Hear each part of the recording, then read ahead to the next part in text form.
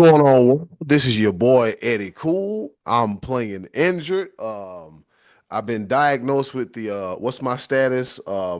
Playing but hurt, sinusitis, whatever you want to call it. How you do that there? But anyways, it's neither here nor there. Welcome to your favorite sports podcast, none other than the Sports Bros podcast. We're here. We talk sports just the way you like it. Continue to rate, review, subscribe, show us some love. Holler at us in the chat, and don't forget to click that link in the description box or in the chat box as well too to stay up to date with everything that is the Sports Bros podcast. Once again, I'm your host with the most, Eddie Cool, and of course, you know I can't do this by myself. I have two of the best coaches in the world. Introducing first El Capitan, manning the ship down there in Fayetteville, North Carolina. He is the Almighty Be Live. What's happening? What's going on in the world today? This is episode 332. Man, oh man, we're coming around the corner. We talked about it earlier today. We are 1 week away from our anniversary episode of doing this for 7 whole entire years. I'm not going to make it. Who would have thought it when we first began this, that we'd be doing this 7 years later? Be able to count 332 episodes. And you know one of the famous phrases, don't ever count your chickens before they hatch? That almost sounds like a team that Clemson played in baseball this past weekend, where they won the first game and they was a cock-a-doodle doing and everything. And my baseball coach said, don't count your chickens before they hatch. And them chickens ended up losing the series. And I just had to rub that in there, you know what I'm saying? I had to bring the tiger paw to remind them game chickens who runs all sports besides women's basketball. Y'all got women's basketball. Y'all got that. We concede that. But every other sport, Clemson Orange, baby. Oh, yeah. Oh, I digress a little bit. I had to just put that in there. But, yeah, go ahead and introduce the other guy that has nothing to do with our little in-state rivalry that we got going on. But go ahead and introduce the other guy. He's like, ain't got nothing to do with me, though. Yes, as soon as you started talking about chickens and eggs, I was like, I know this is going. I'm sick, but I ain't silly. I know where this is going. And the other guy, he is the pride of Washington, Pennsylvania. You probably been seeing him all up and down Western Pennsylvania in a high school gym or a basketball gym near you, whether he's live stream producing or behind the camera. He is the one, the only, the money man, Scotty D. all 7 and we watched them fall. Been doing this 7 years and don't get paid at all. Oh, yeah. I have been volunteering my time to spend with Be Live for 7 years. Haven't gotten a nickel yet, but that's okay. It's therapy. It's getting some things off my chest. Not ready for that. Remember, Scotty D, we saved you from talking to your couch cushions about sports, all right? Remember that. We did save you. I remember the exact text. You know what, guys? ... It's hard trying to talk sports with your couch cushions and they don't talk back. Lord have mercy, Jesus. Let me start a podcast to do something. I feel like the experience that we have gained over the past 7 years that we're able to put this on a resume and it's earned all of us some money in some way, shape, form, or fashion. It's earned me some money. Yeah. Not this particular podcast, but the skills that I have gained from. Well, you're under the learning tree of the great one from Pittsburgh over here. So, and speaking of resume, Eddie, you just tell about me being all over the place. Here's a new experience that goes on the resume for me this past Friday. You know, I've been doing a lot of work, mostly camera stuff. So this past Friday, I was at the University of Pittsburgh all day doing the WPIAL swimming championships. Nice. And it takes all the camera skills to hold the camera and go woo, woo, woo, woo, woo, woo. Yep. One end of the pool to the other, back and forth, back and forth. That was exactly. I did have to do zoom. I had to zoom in a couple times. I had to do that, but when you get to 550 meters, 500 meters, that's each heat goes across and back 10 times. So it's 20 laps. And let me tell you, that's a good watch. That's a great, interesting watch there, I'll tell you. So if you get a chance to watch the swimming championships, go for it. Oh boy. But hey, congratulations to the athletes that did. I mean, you come out of that pool spent because you're leaving it all in that pool. I mean, that's a tough grind to do that, but it's it's gotta not be. not the easiest watch I've ever had. Yeah. Eddie Cool, before you move on, because he mentioned that I guess I'm under his learning tree. He's gonna put me, the Almighty Be Live, in his learning tree. That's what the Money Man Sky D is gonna do to me, the Almighty Be Live. You know what? You know what happens In when you wrestling, they try, call that getting the rub. You got the rub. you know what happens when you try to put the Almighty Be Live under your learning tree? What happens? You just made the list. Boy, you walk right into that one, Scotty. I ain't gonna lie to you. I need a bigger tree, probably, if I'm trying to get Be Live under a tree. Hey, and the thing about it was, I saw Be Live gears clicking. I'm like, learning tree list. 3, 2, 1, boom, right, whoop. There it is. Tie the Chris Jericho together. Yeah. Who we should have saw at Elimination Chamber, but I digress. Danhausen. Oh, sorry, my bad. All right. Of all places to debut somebody. All right, fellas, let's go ahead. It's a lot going on in the world of the NFL because, as we know, it is the season in a sport that never stops. But before we do that, let's go ahead and hop right into it. The top of the order. All right, let's get this top of the order.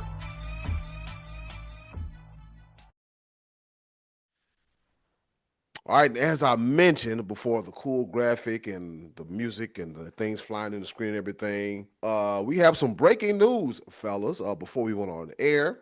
According to Adam Schefter of that four-letter network, the Lions are sending David Montgomery to the Houston Texans for a fifth-round draft pick per sources, per Adam Schefter. Some rumors did circulate last night that there were trade rumors, but I guess the rumors have become to fruition, which means the Nick Chubb era might be over. We don't know what's going on with Joe Mixon. Fellas, what are your thoughts on this trade of David Montgomery to the Houston Texans?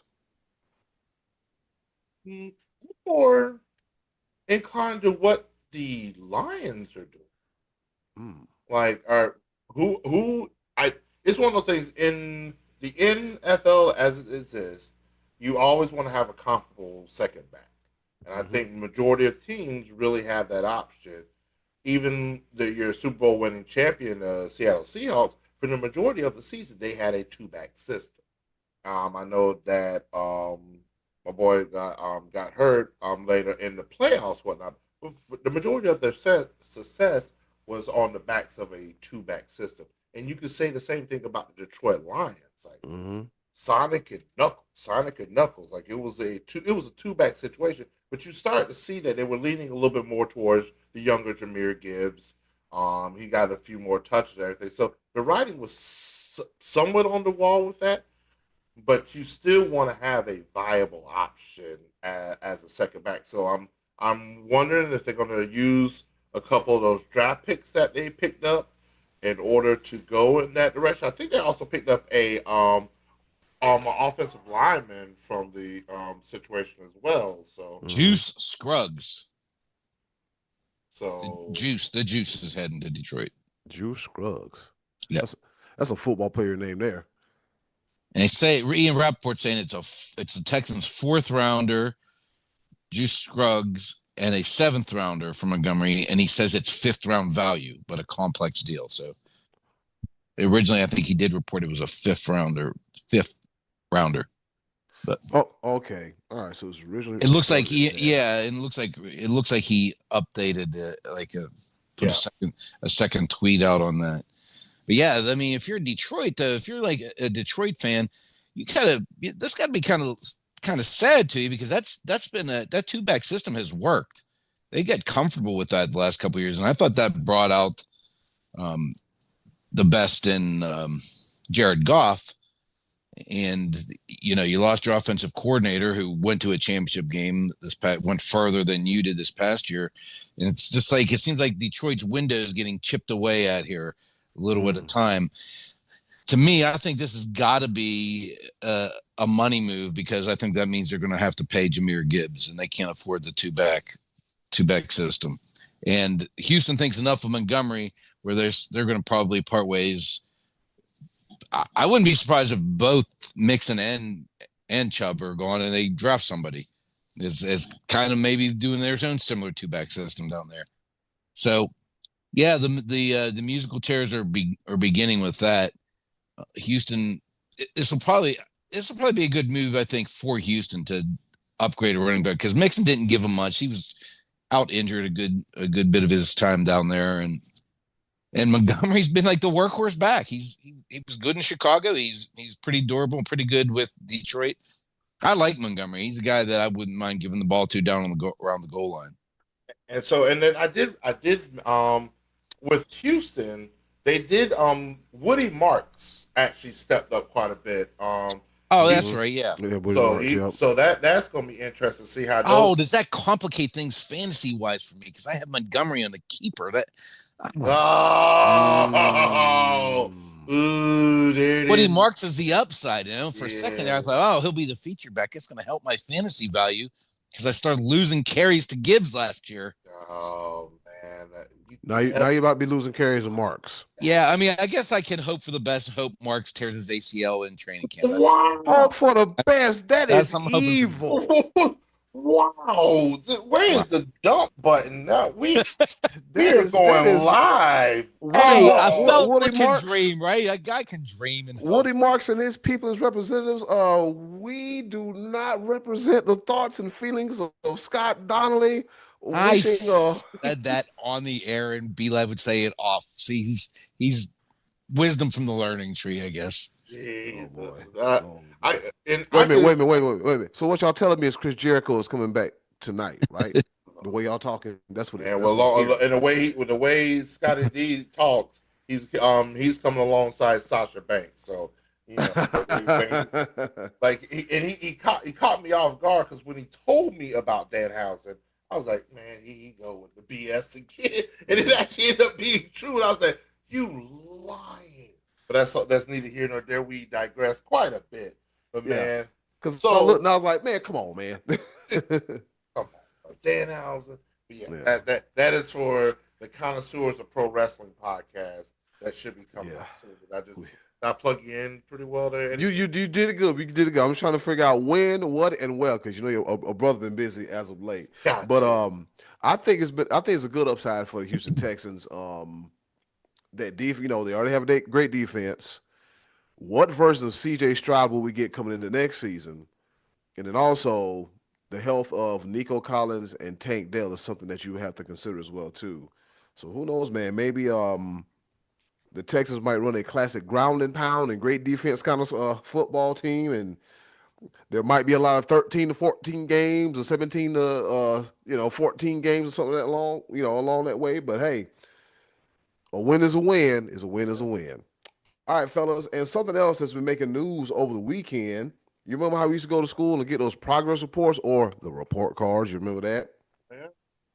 Yep. I'm glad I just never had to run to the mailbox and try to hide mine from my mama. I was like, here's the report card. I'm just putting it in your hand, and we'll deal with what we got to deal with.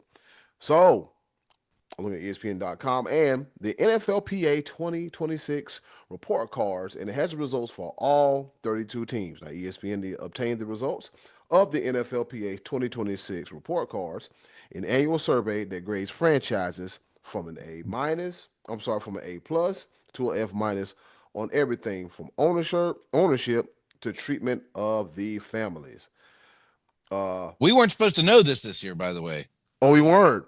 The NFL actually won some litigation. I think this was a court case that the NFL owners did not want the NFLPA to release this list, and they won. The court found in their favor, and yet somehow here it is, and it makes its way onto the SportsBros podcast anyhow. But yeah, this was not supposed to get out this year. This was leaked. Yep. All right, fellas, have you had a chance to glance at any of any other teams and their grades or whatnot? I Well, did, yeah. I'll over a couple things here. Some Okay. things are very shocking. Some things are, oh wow, um, Hmm. yeah, some that makes sense. Yeah, mm. And so a couple things that I Hey, before you, how about let me read off to the just quickly who got graded what, so as a point of reference. Okay. Yeah, that'll So work. I'm reading this off of CBSSports.com, and this is pretty much the grade is going to the owner. So the A plus for the year was the Broncos, Vikings, and Commanders. Those three were A pluses. A grade A. My computer is giving me some problems here, and it's flying past the article I want to read. So do you have this up, by the way? Because this is going back and forth. I'm arrowing down and it won't stop either way. It's like my it's computer like keeps saying wait at the top and it won't stop for me. I say Welcome to live TV, baby. What you got, be live? I've got the ESPN article, and then I've got the graphic that has like the overall rankings. And Mm. so like the Miami Dolphins are ranked number one, like the best team according to player facilities, stuff like that. The worst team is right in Scotty D's backyard, the Pittsburgh Steelers at number 32. At the They're Acrisure, the AC. yeah, they are ranked the worst. And so the point of reference is that they're graded by the players on multiple categories and listed as follows: the treatment of families, home game field, food dining area, nutritious dietitian, locker room, training staff, weight room, strength coaches, position coaches, offensive coordinator, defensive coordinator, special teams coordinator, team travel, head coach, general manager, and team ownership. And then all of that is facilitated into an overall ranking based on the grades of A plus to F minus. Mm-hmm. And So the so three I mentioned, who was it? The Vikings, Commanders, and who's the third one I said had A plus? Vikings, Commanders, Broncos. and Broncos. Those are A pluses. A's were Falcons, Lions, Texans, Colts, Jaguars, Raiders, Dolphins, Seahawks. Which, by the way, I didn't realize the Seahawks are up for sale. and I Yep. think and you said the Broncos when you talk about you had an A plus. Yeah, the three were A plus, and then So this would be direct this by what I'm looking at, this would be team ownership. So they're ranking the Oh. correct. owner. Yeah, this is going by the owner of what CBS is reporting, and then a grade of A minus was Ravens, Steve Bisciotti, Bills, Terry Pagula, Bears, McCaskey family, Packers, publicly owned, Chargers, Saints, 49ers. Those are the teams that are all were A. So a good amount of the teams there received favorable marks. And then with B, Jerry Jones, Stan Kroenke, Woody Johnson of the Jets, Eagles, Jeff Lurie, Giants, John Mayer, Steve Tisch. So most of these are getting good. Panthers received a B minus, Patriots, Robert Kraft, B minus, Tepper and Kraft, both B minuses. The worst grades, here's where it gets more interesting though. The Cardinals had an F. Oof. Michael Bidwell. The Steelers, Rooney family, D minus. That was the second worst. Is that how the ESPN list played Yeah. that out? Had the Steelers near the bottom, second to the bottom. Buccaneers, D, Bengals, D plus, and then the Chiefs and Browns with C and C plus.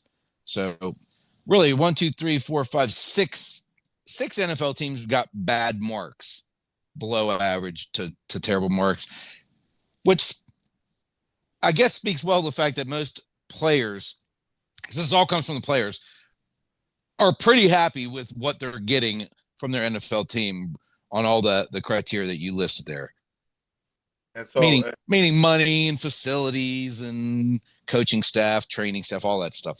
They're mostly pretty happy, and I would say that that's probably an accurate reflection because they are pampered with all the money that goes into it. They do get the best of the facilities and the whining and dining, so to speak. So uh, I'm glad to hear that instead of they're just going out and complaining. But there are some legitimate complaints, I suppose, with some of these the bottom six.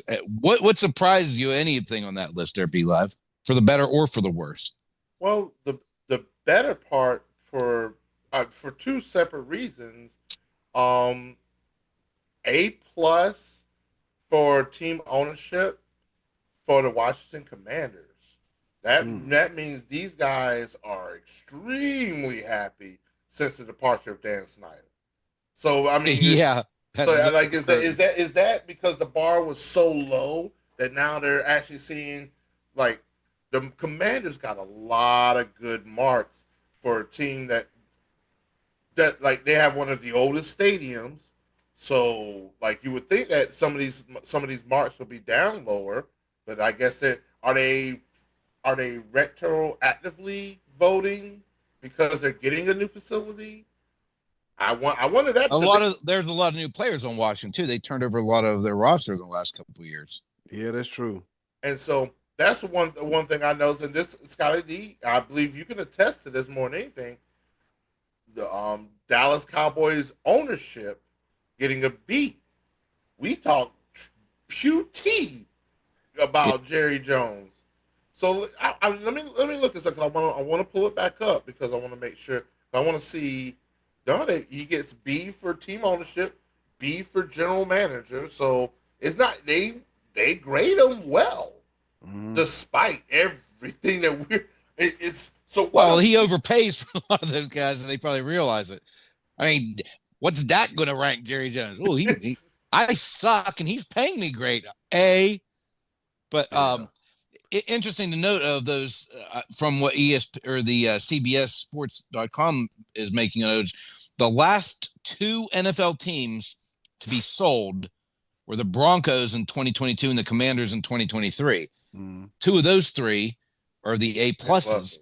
Yep. So to me, that maybe shows like a new regime coming in might be more in tune with modern players, whereas the Rooney family, old school, gets the low mark. Bidwell, old school, gets the low mark. So could be a little something to that.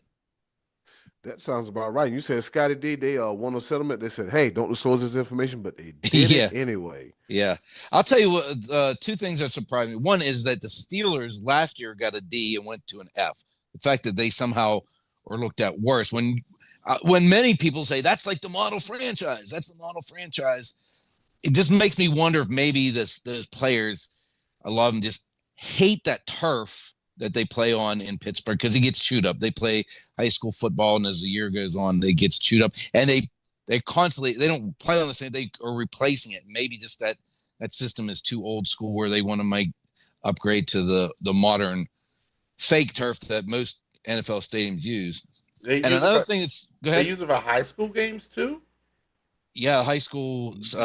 The WPIAL championships are played. I think the week before Thanksgiving, they played that on Acrissure's field. Well, that's what I'm saying because then the Pittsburgh, the Panthers, the college team also plays. They play there too. Yeah, that field is getting eaten up, and yeah, that's why it's getting an F minus for home game field by the NFLPA, and then team travel F, locker room F minus, treatment of families F. Pittsburgh Steelers, y'all got some potholes in the area F. Oh, here we go. Lots of potholes. So if you're driving around the stadium, your car's shocks are getting trashed. But yeah. That's the thing about living up this way, man. You would think the tax dollars are going to the roads, but they're not elsewhere. Instead, they spending money on this silly stadium. I digress. That ain't my team. That ain't my dog. That ain't my mess. But that may be kind of what the point I was making before is like maybe the Rooney's being old school thing. We have these great facilities, and the younger modern player is just like, this isn't as good as you think it is. I don't know, just a guess I'm throwing out there. But one other thing that kind of stuck out to me is that on the B list, under the B's, was the Jets' Woody Johnson, and last year he was on an F. So he did something to listen to his players and acknowledge their complaints to go from an F to a B when his team is still terrible. I mean, they didn't rank, well, we're winning a bunch more games now. That didn't factor in. Yeah. So, like, how does that work? Yeah. So somehow Woody Johnson, the Jets, has decided to tune his players in, and he has upgraded his standing. I wonder what that grade was last year for head coach, because head coach this year for the Jets is an A. General manager A minus. Aaron Sleepy Glenn. You saw that too? Yeah. No, not the, this guy And right here is not gonna It make happens. It happens to the and best. look, the funny thing about it is, if you legitimately, he don't need to be there. That's what you pay scouts and all that people that good money for. He don't have to be there. He just be there because hey, I'm the coach, I'm the face of the team, so I might as well show my face. Which I don't blame him, but if I you're mean, gonna show I your mean, face, at least Yeah. your face needs to be awake. yeah, If you don't know what we're talking about, it was during the NFL combine, right? The Come on, scouting yeah. combine. Yeah, he Mm, nodded off, and as always, there's a camera there to catch it. Poor yeah. fella. That's So that's Man, that's why I tell people. I say, look, Hmm. make sure you keep your eyes open, your fingers in your fingers out your nose and your fingers out your mouth, because I'm telling you, cameras the catch cameras are everywhere. Yeah. everywhere. They catch everything. Because don't be surprised if you see somebody at a football game and they're going and they got that finger way up there digging for gold. And they got my boy. Yeah. They got my boy Trevor Lawrence a couple times. I'm like, oh, Oh yeah. you can't even Oh, defend it. Just, yeah. You can't be on there going just jammed up and just it's rolling around and being flicker demons. All right. So that's it for the NFL discussion. All right, so fellas, real quick, the next face of the NBA now, LeBron James, at the tender age of 41 years old, said, "You know what? This past weekend, this might be it. Might be it for me, despite rumors of him going to Cleveland next year. With Ant-Man, Luca, and Wemby waiting, who is the heir to the king, aka who's going to be the face of the league? What say you, fellas, of the NBA?" this one's tough for me Mm-hmm. because I I just truly don't like. They've tried to position quite a few players to be the new face, and I feel like none of them actually really qualify. So Mm-hmm. it should. I feel like it should be just a conglomerate of talent. Like they could feature a lot of young, good talent. I Mm-hmm. think Wimby has a pedigree that he can use. But what here's I think the inherent problem that the NBA faces is that do the NBA at the end of the day is a domestic product with a worldwide reach. Mm-hmm. The NBA is yeah. inherent to the United States of America. So the American public may not take to the international player quite as much. Yeah. Mm-hmm. Exactly. So it's one of those things. I would love to see a Victor Wembanyama as a face. Like I feel like he has that pedigree. He has that moxie. I wouldn't He seems mind. to be emerging. Yeah, Yeah. I wouldn't mind seeing a three-time MVP in Nikola Jokic as the face. Don't want to see that face we saw the other day. Oh, Oh, I was like, yeah. It's a yo, rabid dog. I was like, Yeah. my man, hold on, brother. Whatever he said, I was like, oh my god, Yeah. that was scary. Never I seen don't him wanna, unhinged like that before. I was like, I don't want to see that face. But rewarding talent to where talent is due, like you've seen him try with John Morant, that fell completely off. Oof. Ant-Man, I feel like they're still trying, but I don't think they're really embracing that role with him. Shai Gilgeous-Alexander, I feel like he's the new like sort of like protege for that. But I just feel like He feels more like Kawhi to me, like more of a guy that just loves playing, goes out and plays. And he seems like a really nice, likable young guy, but he's kind of shy, doesn't seek out the spotlight. Kind of, he doesn't, you know what I'm saying? Like Kawhi Leonard was never a guy that's going to, come across the screen as like a super charismatic guy. He's this guy wanting to play ball. I feel like SGA is more in that mold. so. That's what I'm saying. Like I feel like if you Anthony Edwards, I feel like it's just a little too rough around the edges. Like he speaks the moxie and et cetera, et cetera. But it's one of those things where I don't know if he's completely trustworthy to be the face of the league. Well, with him too, I think he does maybe have the personality, but is he quite great enough? Because he's going to have to beat SGA a couple times. This has been going on with LeBron now for like 20 years, and he finds his way into the finals. Other than the last couple of years, regularly he was in the finals all the time, and he was kind of groomed for that position since he was a teenager. When he was in high school, he was on the cover of Sports Illustrated. And I was never really a big time LeBron fan, but he held up his end of the bargain as well as anyone could be expected. I mean, before that, you could say Jordan was the face of the NBA, and he was a known big time gambler. Yeah. And before that, you could say Bird and Magic's my favorite player of all time, but he had to quit because he got a virus from being with too many women. And you didn't hear any of that kind of stuff with LeBron. He has been like the perfect guy to carry the flag for the NBA for all these years, and that's going to be impossible to replace. But I'm going to throw a name into the ring here that, yeah, it might be a little bit early, but as the SportsBros podcast token Caucasian, Cooper Flagg might be a guy you'll have to look to. I mean, he's only 19 years old. We haven't really seen much as far as his personality coming through just yet, but he's averaging 20 points a game as a 19-year-old rookie or 18-year-old. However, he's a young cat. 19. Yeah, just turned 19 in December, and he, strangely enough, he ended there because of what we thought was a terrible deal by. It was Nico Harrison, the GM of the Mavericks. Yeah. I mean, he traded away pretty much the face of the franchise.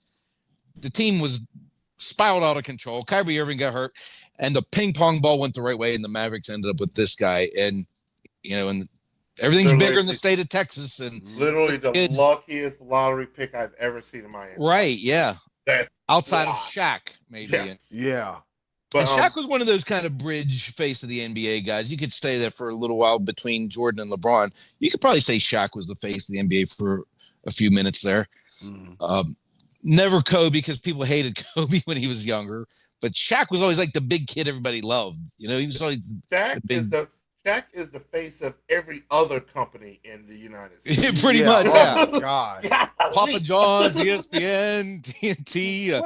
What is he on? Yeah, Skechers, Krispy Kremes, the General, his own podcast. He's literally like the most marketable guy going right now, and he's not even a player anymore. That part. Amen. But yeah, I will piggyback off of that Cooper Flagg, because he's already fit the mold because of his time with Team USA. That could easily be that very well could be something. Now, does he end up being the best player from Duke to start with? Because my man Con Knipple is doing damage right now. Oh yeah, free the nipple, baby. I am loving my man in Charlotte right now. So I said what I said. Be like we went from what 4-13 to damn near 31-31. Oh yeah, we in the playoff race right now. Miles Bridges even said that this was something that blew my mind. Miles Bridges was like, "Yo, I will take a step back when these guys are balling when it comes to LaMelo Ball, Nipple." He said, "Hey, these guys are balling. I'll take a step back." That right there is maturity, and that's So, but yeah, I will absolutely endorse a Cooper Flagg. I have no problem with that. But he's another one too, though. Like I said, we got to kind of see his personality. Yeah. You really, when you think of like the face of the NBA, the first time that they really used that terminology was pretty much Bird and Magic. And Bird on his own was not the guy that had the personality. It was Magic. Magic's one that made that, having that personality, and those two competing against one another. Oh yeah, that made it. That made the NBA fun in the '80s, and that took it to places it's never been before. Couldn't write a better script when it came to Bird and Magic. I mean, this right. High school to college, like right. So let's see if I don't know if Cooper Flagg has the type of personality, or if he's a kid that's going to be likable. I mean, he might be a brat. He might be, someone who might always be a Duke player you don't like. He might always be that guy instead of someone who comes across as like. I don't know. I mean, I've seen very little of him. I saw him play several times at Duke last year, and he was amazing. And I know his stats are he's off to a great start in the NBA, but he was just a guy I was thinking we might be a little bit premature, but he could be the next guy. But I love the Ant-Man. I do love the Ant-Man. Yeah. This is the time of the year we start paying attention to basketball. Like, okay, let's turn our focus this way. Oh yeah, it's March, baby. Yeah. It's March. Yep. Real quick, fellas. Anybody care about this year Pacquiao and Mayweather fight again? No? All right. Cool. Didn't think. Here was my first thought when I saw this come up. These guys have fought their first fight in 2015. And when they fought that fight, it was 5 years too late. Yep. Yeah. We couldn't get him in the ring from 2010, 11.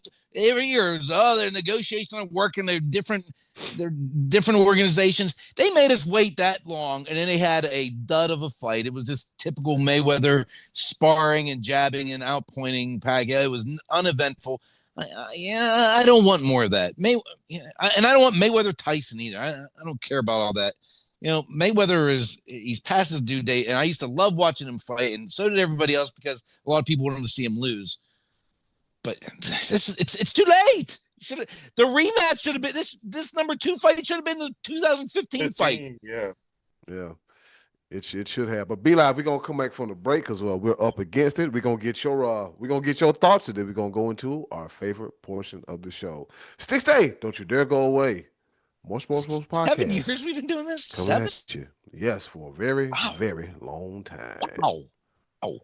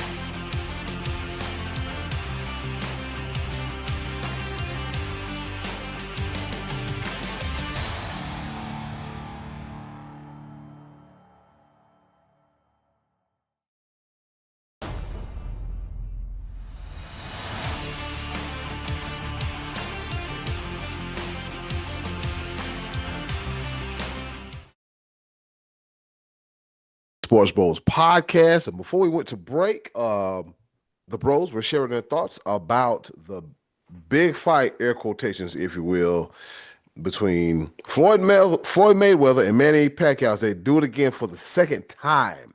That was official for September 19th at the Sphere in Las Vegas on Netflix. Scotty D gave us his thoughts about it. Be Live, is there any gas? Do you give a damn? What say you? I don't give a I don't give a damn. And if I could say what I want to say, even Lil Jon was a young bloods. Lil Jon said, "I don't give up. Boop. You really don't give it. I don't give. Yeah, Yeah. don't start. No, but yeah, um, yeah. So I was halfway, closely, maybe excited about the Mayweather Tyson fight Mm-hmm. because it was an exhibition. We knew it was going to be an exhibition. It's going to be a little dancing here, a little this, that, whatever. And it was more or less an homage to two of the greatest boxers basically in our era, so to speak. You know what I'm saying? Mm-hmm. Yeah, pretty much, I'd say. Yeah. I was somewhat excited about that. Now, knowing that there's going to be an actual fight between Pacquiao and Mayweather, it completely diminishes the Mayweather Tyson fight because you know that Mayweather is not going to fight that much. And it's almost to the point where we know that Mayweather's not going to take a loss. This is now an absolute it's just a paycheck, especially for Tyson. But now it's a paycheck for both of them. It's a novelty act, and it's not. It just diminishes. And really, when it comes to the Pacquiao Mayweather fight, just like Scotty D said, this is way, way, way too late. Mayweather's a gambler. He probably needs the cash. But that is. That's what it is. He done blew his money up. He done blew his money. Done effed his money up. Well, he runs a real expensive lifestyle. All the cars and the mansion, all that. I just that kind of stuff just drives me up the wall. Like at what point in time do we as like connoisseurs of sport where we just say for what and for why? Yeah. Like, and as if I was literally if I was a boxing enthusiast, if I was a fresh 25-year-old kid trying to make it on the big scenes and watching these silly fights get publicized so much as opposed to the ones that are actual bouts, like why can't we see actual bouts on Netflix? Why can't we give me somebody interesting? give me something? There's nobody interesting anymore. Scotty D, where's Edgar Berlanga? What happened to him? Right? I mean, this is a guy that we thought, oh, he could be the next interesting guy. He knocked everybody out in the first round for, what was it, 12 fights, 11 fights, whatever? Yep. I haven't heard his name in 3 years now, 4 years. Wow. He was a guy that was during the pandemic, actually, that his name was starting to take shape. And Teofimo Lopez, we thought he was going to be another interesting guy to watch. And Terrence Crawford is about to retire. I mean, there's just not that much interest in boxing, and UFC is building people up every month we're watching a UFC fight that we're interested in, and even some of their top stars are now starting to fade away, and they're bringing new guys along, and boxing's not doing that. Yeah, I don't. My bad, be laugh. No. You go ahead, because your point's gonna be better than mine. Because I'm about to cuss. Well, I'm just saying, I'm just trying to figure out the exact period of time where people quit giving a damn about boxing. I mean, we see the arenas filled when they have events or whatever, but it's like, oh, well, who fighting tonight? Oh, okay, all right. But back then, it's like, man, Tyson Riddick both fighting, and Roy Jones and such fighting, Antonio Tarver fighting, Tommy Hitman Hearns fighting. But nowadays, it's like the excitement,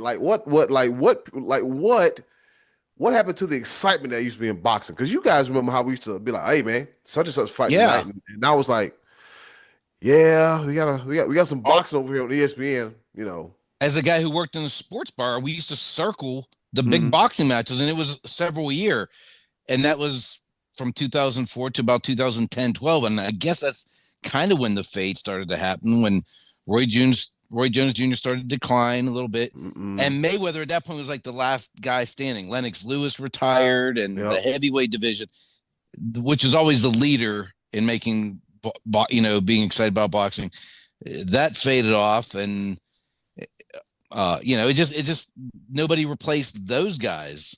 Oscar De La Hoya was a big draw. He retired and nobody came along and replaced him.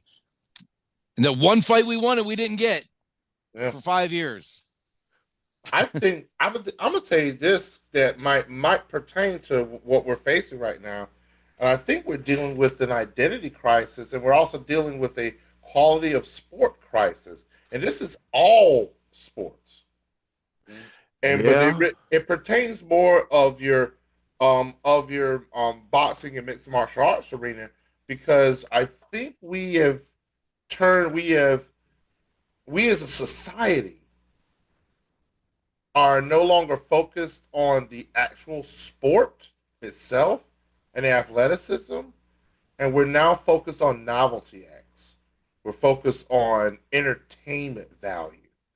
This is why your Logan and Jake Pauls are the face of these certain talks and everything, with their millions and millions of followers. Like, I have not once, nor have I ever, seen anything of the Paul brothers anywhere outside of when they, like, Jake Paul. For morbid curiosity, I watched that Anthony Joshua fight, and he got we got 2 pieces in a biscuit. Logan Paul infiltrated WWE, and that's when I started. And I will give him a golf clap to some of his athletic ability in the ring. That's the thing about it. I applaud his athletic ability in the ring. I don't give a damn about all that sideshow stuff that he does, and all the talking and the prime and none of that. I actually applauded him for his athletic ability. Too many people, and I think it may be a generational thing. People are like, they see him as do they think of him as one of them because it is earlier YouTube status and going viral, this and doing this or whatever? Is that what the intrigue is, as opposed to the actual sport itself? And that's why they marketed themselves well. They did. They between the drinks and the podcast and whatever they got going on, and they marketed themselves. They're from here. They're from the area. But when does that marketing part translate into actual talent? Yeah, and actual ability. I agree with you, but people want interesting. I want interesting. I always. There we go. This is a throwback to an old conversation we had. Give me interesting, and it kind of also ties in what we were saying about the face of the NBA. Right. I don't know if you ask Mexican fight fans if they think the sport is down right now, because they are very much alive and well in Mexico. Boxing is very important to them.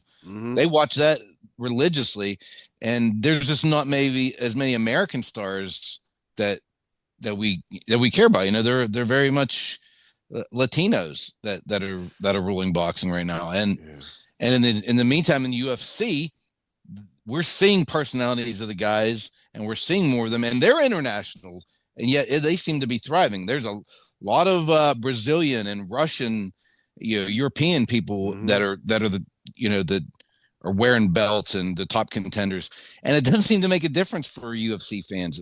UFC fans, they just want to see the next really good fight, and that's long been my argument with boxing. Going back to Mayweather Pacquiao 1, we had to wait 5 years for that, and Dana White has given us a fight we wanted every single month. Yeah, and I think, if I'm not mistaken, I think Dana White is starting to delve into boxing. So maybe he has some ideas that will revive it somewhat if he takes over a promotion and markets it correctly, and some people are interested in, because I'm sure there are guys now that would have been boxers that went to UFC instead. If he can save it, please, Dana, do it. Go ahead. Oh yeah, B Live, say that again before we wrap up. Do something besides that power slap now. I can't watch that. I can't watch that. There ain't enough money and alcohol in the world for me to stand there with my hands behind my back, and you haul off and slap me in my face, and I go. And Oh no! that right there should be a testament to the quality of sport. Right there, right Like there. that is entertaining to people. Just watching people get slapped. Like, Yeah, oh I, what? That takes I'm not entertained by that at all. That does, oh there's no, I would there's rather have week one of the UFL. I don't care who's playing, as opposed to that. Mm-mm. there's no real strategy. The strategy is hit hard. With UFC, there's all different. Am I going to push him against a fence? Am I going to outbox him? Am I going to leg kick? There's all kind of strategy. Boxing the same. Am I going to try to work the jab and go to the knockout punch? Am I going to try to wear him down and take him after he fatigues? And slap boxing is slap hard and stay awake when you get slapped hard. No, I'm not watching that. That is not for No, me. the objective is to slap the sonic rings out of somebody. What in the world? That is not for me. If I was in that, I would say I'm going first. I'm going to hit you as hard as I can, and then I would quit. I would retire, and you'd have to catch me to get your slaps in because I'm not standing there letting you hit me. That's gonna turn to a punch. All right, fellas. With that being said, that's a great talk about boxing, MMA. Then be like talking about the quality of sport. That's a great damn topic. To our listeners and our viewers, let us know what you think. And yeah, just let us know what you think in the chat box. All right. Fellas, looking at my cell phone because I've yet to get a watch. It is 4:44, but guess what time it is? So you ain't got to watch, but you knew exactly what time it was. Well, I'll tell you what, you Looking at my cell phone because The I've magical. yet to get a watch.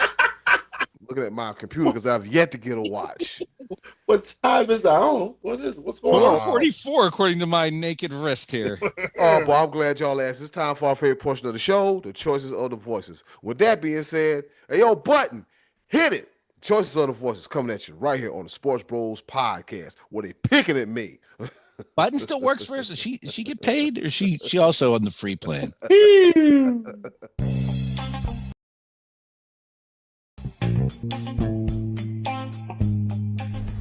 And now, our favorite part of the show, the choices of the voices. Once again, thank you to the wonderful and Ever so lovely, Miss Button. for introducing our favorite portion of the show, the choices of the voices. Damn, Scotty D, you almost took it and ran with it. When we ask y'all the question, you give us the answer. We talk about it right here on the choices of the voices. Great topic, Scotty D. Remind the people what's on Tickety Tap for this week.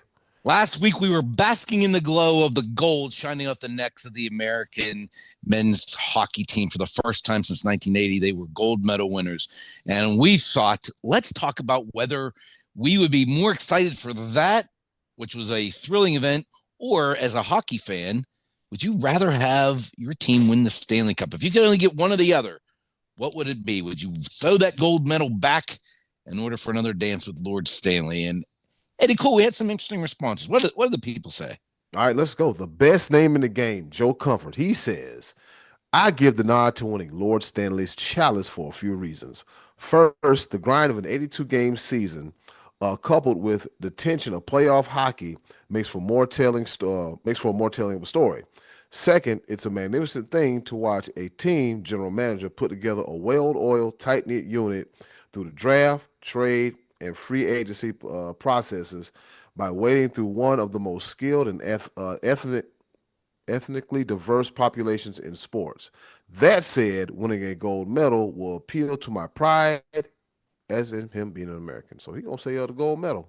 Okay, JoJo Comfort, your life is calling. Very good. Yes, He said Lord Stanley. Stanley Cup is his choice. Oh, he did go with.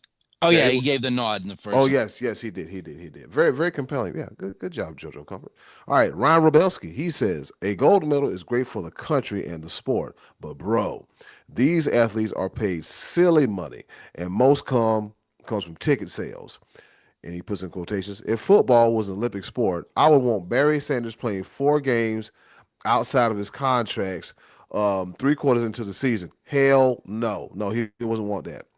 I think the pros should be pros and the Olympic athletes should be amateurs aspiring to be pros. But that's just my opinion. Yes, I'm pissed that Sid is out 4 weeks. As am I. That's a good point. Yeah.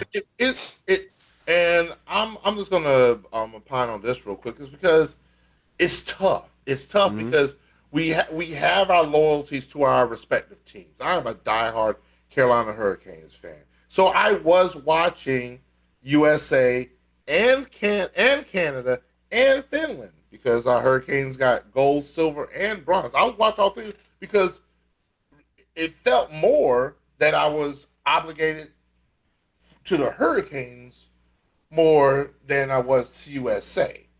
Now, with that being said, I'm going to take a piece of that away, and I'm include that in my answer because I haven't let you know I haven't decided yet.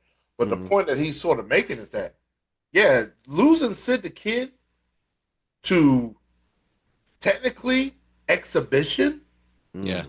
like because really the Olympic competition is exhibition. It's not. I mean, you got professional contracts that you get paid a lot of money for, and Yep. now because of an exhibition match, you lose. Yeah, I see what he. That's a very good point.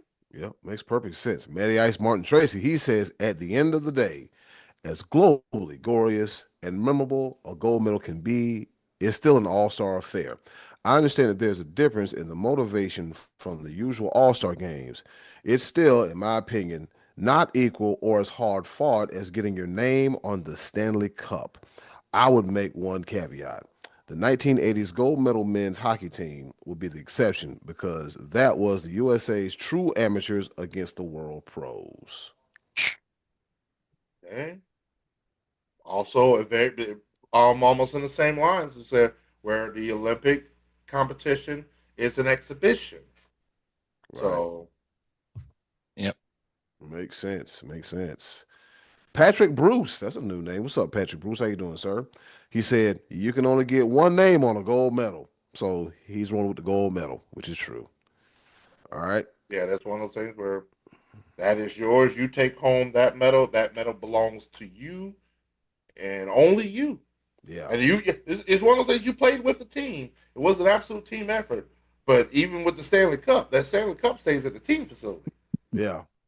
And that gold medal comes home to your trophy case. Yep. All right. Robert Brady says we have both, and I'm good with that. So I'm assuming Robert Brady not only does he like USA hockey, Scotty D, but he's a fan. Yeah, I'm not sure who his team would be. Is he Carolina? He's a Carolina guy, so maybe he's a Canes fan, I would guess. But That's right. We got both, baby. We got both. We got both. We ain't tripping. We got both. We got Well, both. We got both. you know what? Also, Robert Brady has for not answering the question. He gets to go into the penalty box. Do, Now, do, do. we gave you a choice. You did not fulfill. You did not make a choice. You were just good with and hey, if you're a Hurricanes fan, that's cool. But I'm still gonna make a choice. I'm gonna make a decision, and my choice and decision right now is just like my man got his teeth knocked out for 4 minutes or a double minor. That's where you going. Penalty box. To the Yeah. sin bin he goes. All Yeah. right.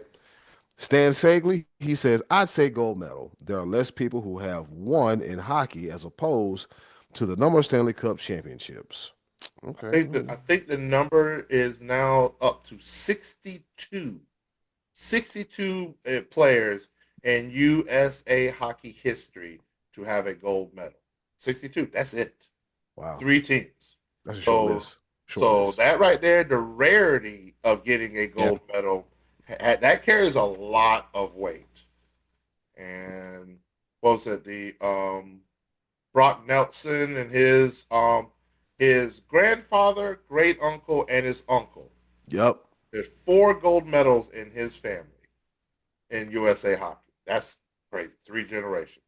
Yeah. You could brag about that at Thanksgiving. You sure Oh can. yeah. Yep. Chase Truesdale says the Stanley Cup, but it's a hard choice. All right.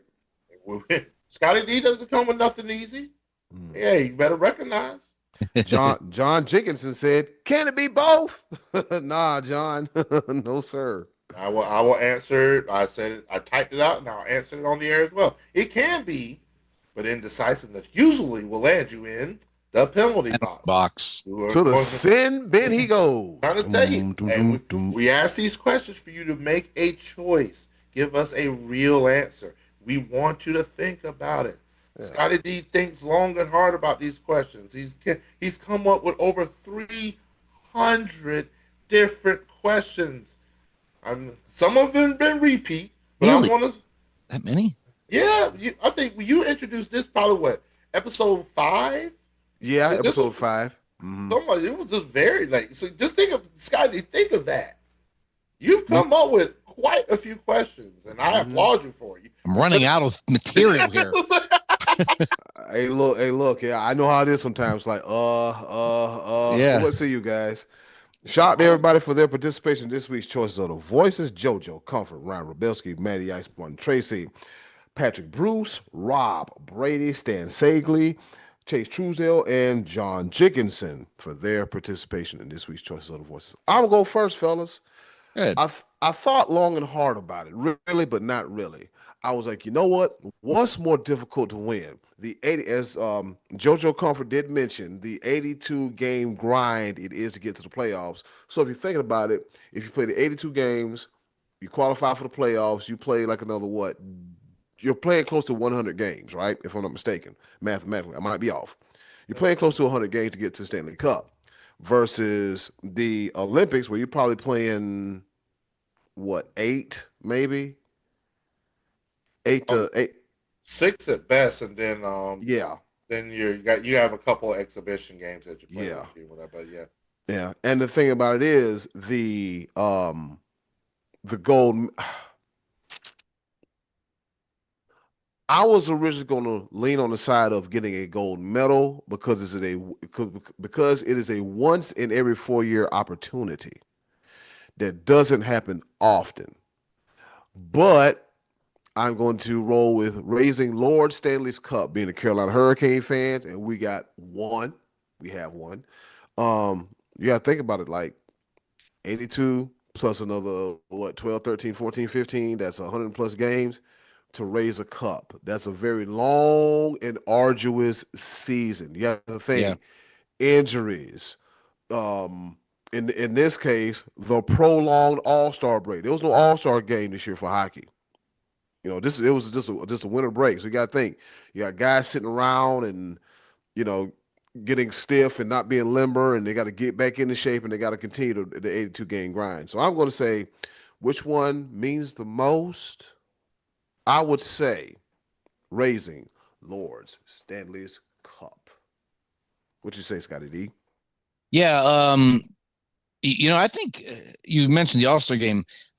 I don't think there was one last year either. Last year they did that World Hockey, that the Four mini Nations. tournament.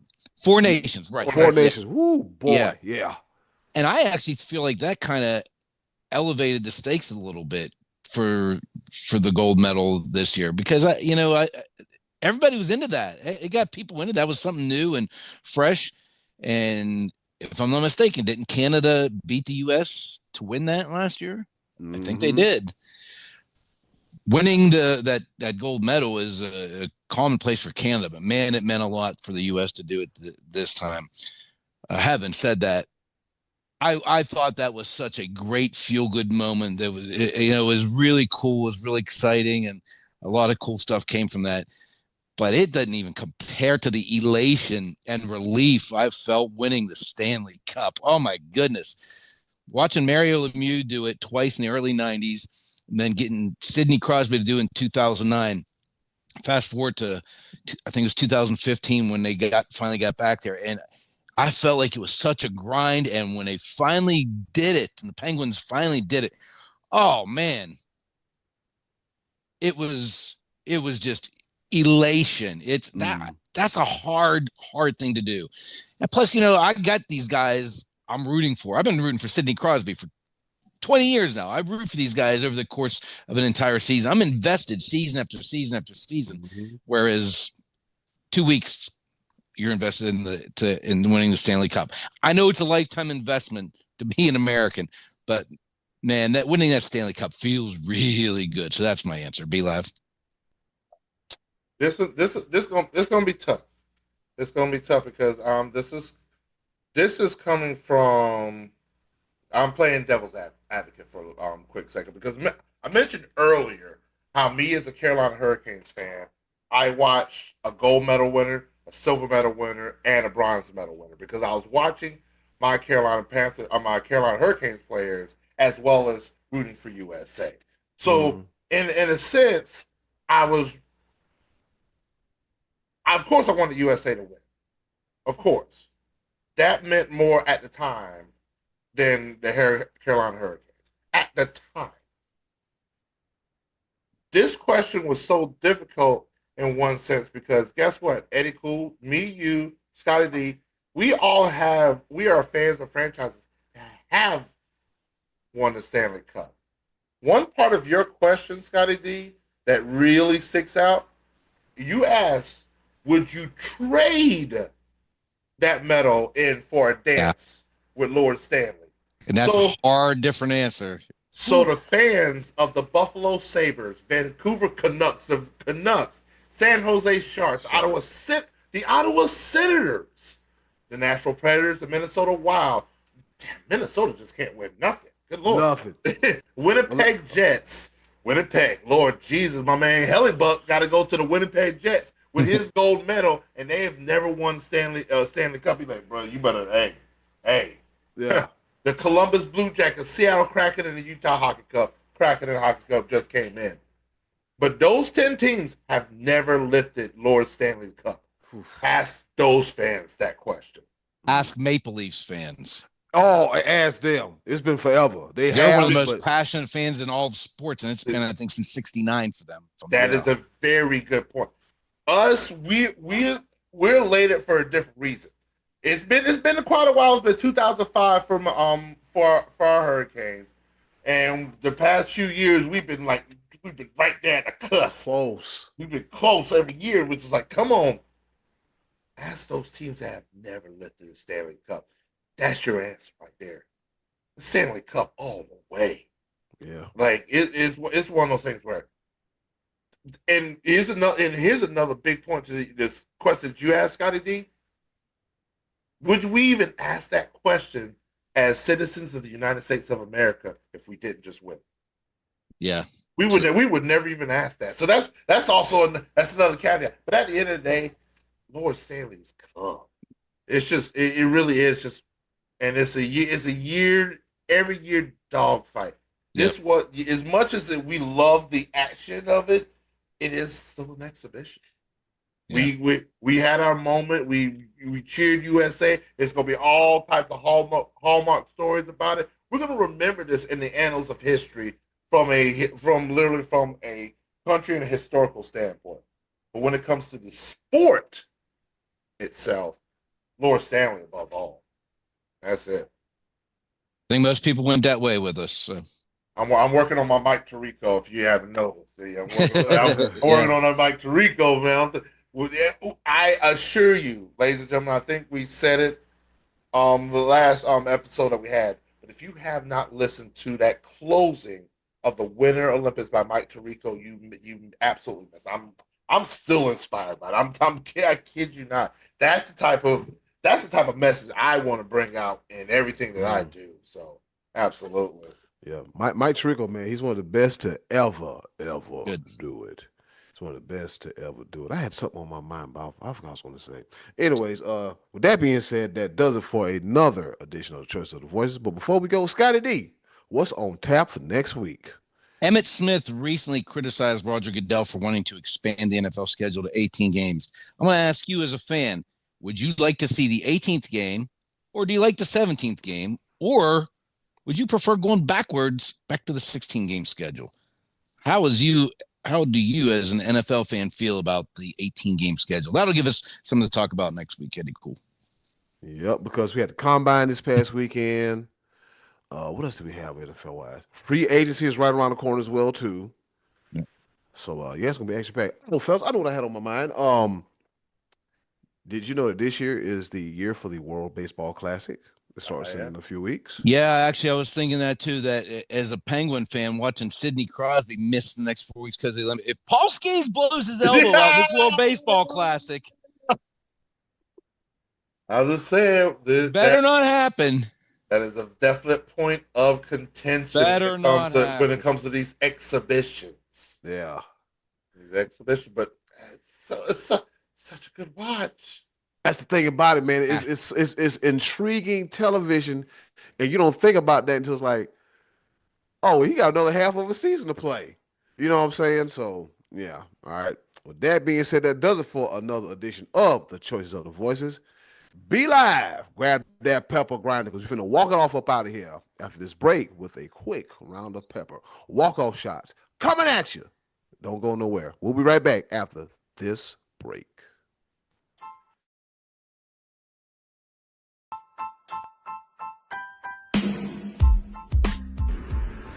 Okay, boys, let's bring it home with a round of pepper.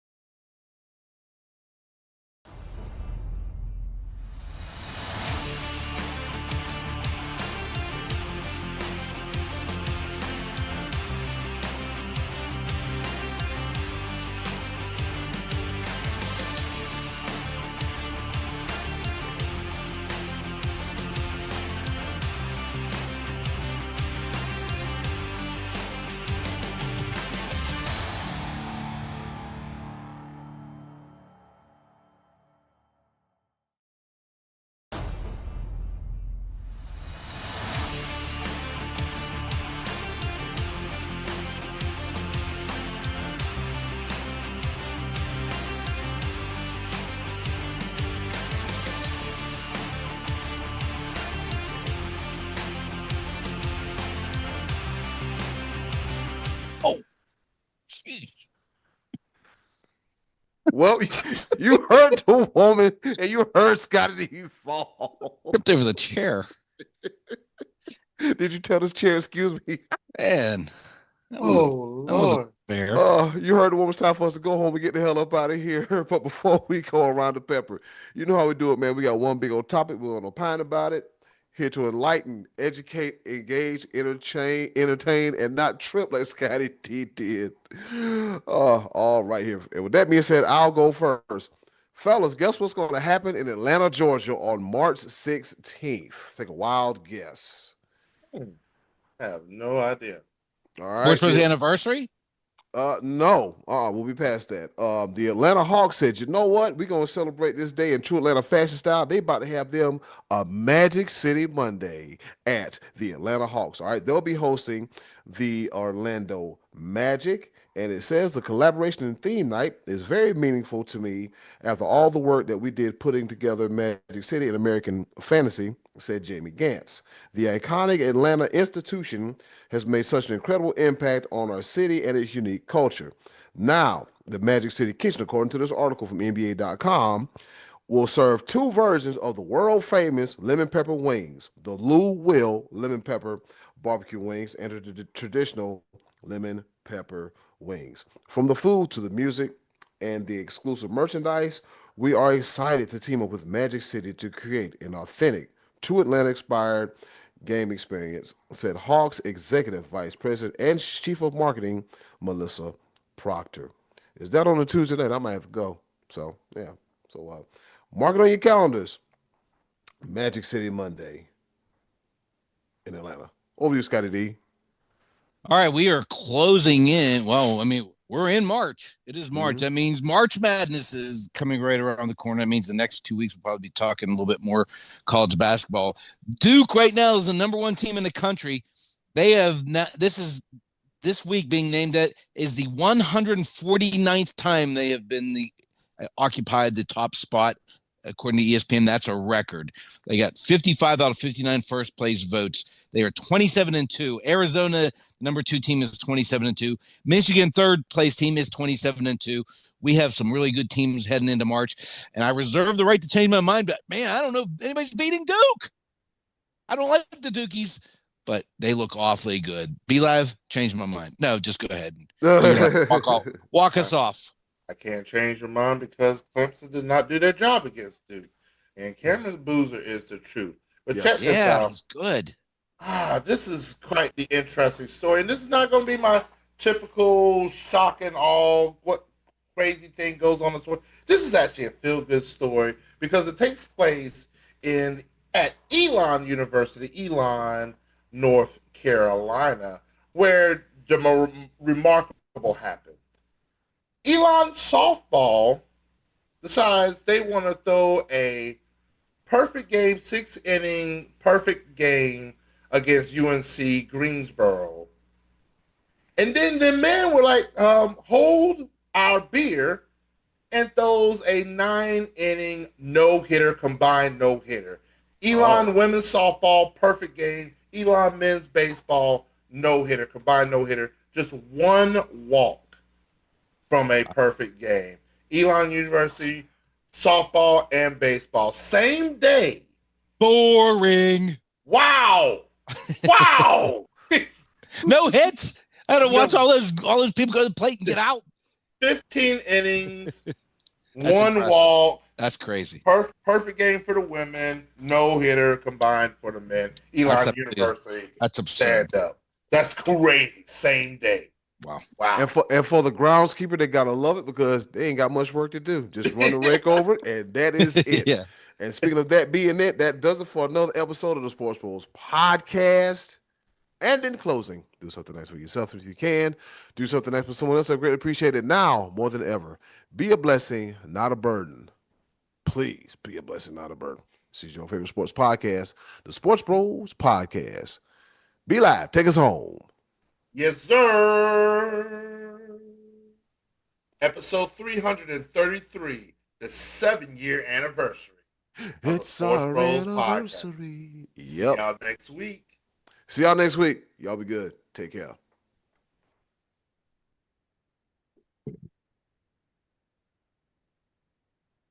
And we're clear. Now we're clear.